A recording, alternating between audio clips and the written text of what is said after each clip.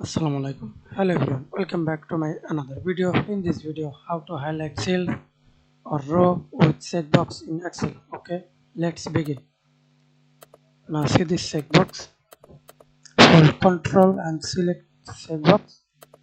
Simply drag it. Now select cells or select multiple cells. Okay, simply hold Alt Ace. Now find your color. Select your highlight color. I select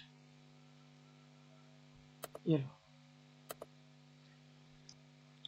Another way to highlight cells or row, simply you select first cells and drag your mouse. Hold Control, select another.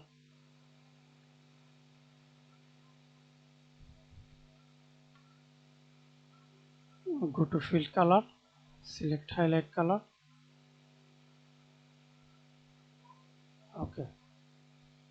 Okay, now see this highlight cells or row with checkbox. Thanks for watching video. Please subscribe to my channel, like, comment, share.